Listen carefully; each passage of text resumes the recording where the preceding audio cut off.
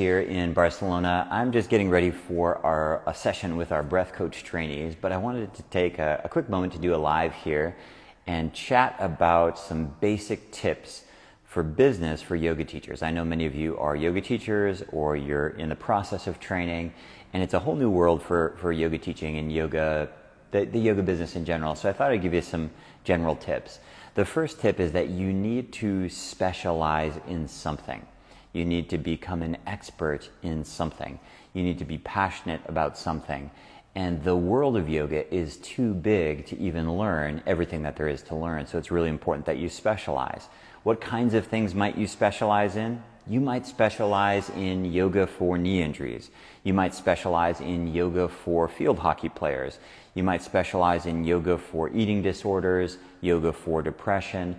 You can fill in the blank. It should be something that you connect with, you are passionate about, and even more importantly, something that you can develop a long-term skill in. We have people doing everything you could imagine and a whole lot of stuff that you might not even have thought of. So your first thing, if you're trying to establish a business, a practice, a side gig, a full-time gig, is you need to specialize in something. This doesn't happen overnight. It takes some time, but you need to obsess about what your unique teaching positioning is. We call it your UTP, your unique teaching positioning. It's crucial. It's absolutely crucial. The second thing is you need to embrace new technology. Every day people email me and message me and they say, I'm not a tech person, I'm low tech, I don't understand the internet, I'm not good at computers. Stop saying that. Nobody is born good at computers. I have a 16-year-old daughter. She is also not very good at computers. Every day I push and prod her to make her learn. My 9-year-old as well. I push and prod him to learn how computers work. You need to learn. The world is moving very, very fast with technology. Yoga is not immune from technology. In fact, just the opposite. If you want to be a teacher and educator, you must embrace technology. And if there's anything we learned from 2020, it's that people who couldn't use a webcam starved, right? You need to learn new technology. If you're stuck with it, stop and do exactly what you would do as a yoga student. Start doing Google searches, right? Go on YouTube, search around, and figure it out. All of this stuff is learnable.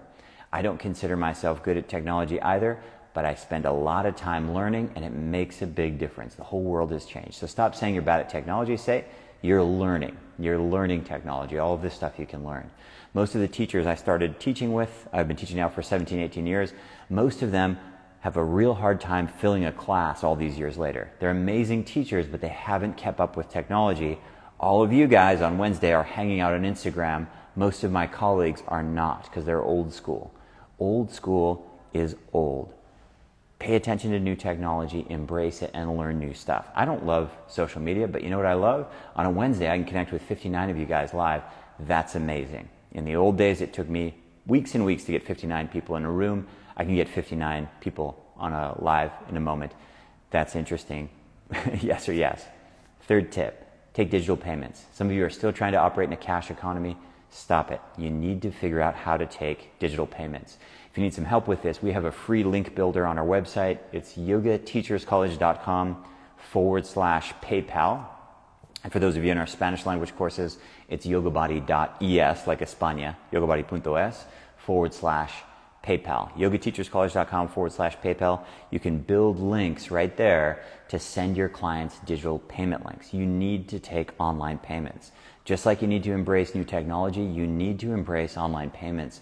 If you want to get paid in cash, people will treat you like someone who gets paid in cash, which are low-end service providers, people selling things on the street. You'll never make a good living. You need to pay taxes, you need to grow up, you need to take digital payment and embrace the future, which is digital. My third tip, my third suggestion is I'd like you to think in terms of packaging your products, packaging your service as a product. What I mean by that is, let's imagine your specialty. Your specialty is yoga for eating disorders, or yoga for deep sleep, or yoga for postpartum mothers. I'd like you to think about putting that into a package so it's not so scary. Here's what scary means. Let's say that Mary, who's with us here, or who else is with us here? Isa's here, Simran's here, let's say Sonia's here. Let's say that Sonia is a specialist in yoga for back care, and a client comes to you, Sonia, on Wednesday and says, hey, I have terrible lower back pain, I'd like to work with you. And you say, great, I work with people. How long does it take? Yoga is a lifelong practice. And your client goes, oh no, lifelong. That sounds like a really long time. That's really intimidating. It's Wednesday. I got a bunch of stuff to do. I don't even know where I'm going to be next summer. It's overwhelming, right? It's overwhelming. Now the truth is, yoga is a lifelong practice. The truth is, if you're serious about your health, it's an everyday thing for the rest of your life. That's the bad news. The good news is you can sign up for a program with Sonia that's 4 weeks long, and you can do like a total immersion, right? Maybe it's once a week, maybe it's twice a week, whatever it is. But I'd like you to think about your services, whether it's a yoga class, private yoga, for those of you who teach breathing or gravity yoga, yoga trapeze, whatever you're teaching, and think about putting it into a package where you can introduce it to a beginner and say, here you go. And I'd like you to think about experiences where you've done this. Let me give you an example. Any of you scuba divers, right? When you go to start scuba diving, the first thing you do is your PADI open water. There's one other organization, I forget the name, but almost all of you who scuba dive have done your PADI open water. After that, there's your PADI advanced diver. I've done both of these. Why? I don't know. I just wanted to learn how to dive, go diving, get some training. It's very, very common. Or you go skiing, same thing. You could sign up for 1 day of lessons, or they have a 3 or a 5 class pack. Now, ideally, you'd like to ski for the rest of your life, but you don't know what's going to happen. It's very, very helpful if you put your things in a little package. Okay, that's all I've got. I got to get prepared for class. Appreciate you guys being here. A couple of things. If you don't follow my personal account, it's at Lucas Rockwood. I've sort of brought it back from the grave. I didn't post anything there for like 2 years. I was taking kind of a social media break. It's not really true.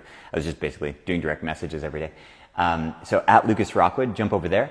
And I'm also on TikTok now, and that's at Lucas Rockwood. It goes back to my first thing, is you have to embrace new technology. And lastly, you can always DM me. But if you DM me here on this account, I usually don't get it. But on at Lucas Rockwood, I get them there. Hope you guys are doing great. My teaching calendar is at yogateacherscollege.com/calendar. That link that I mentioned, totally free for PayPal, is yogateacherscollege.com/PayPal. Have a great day. We'll talk to you soon.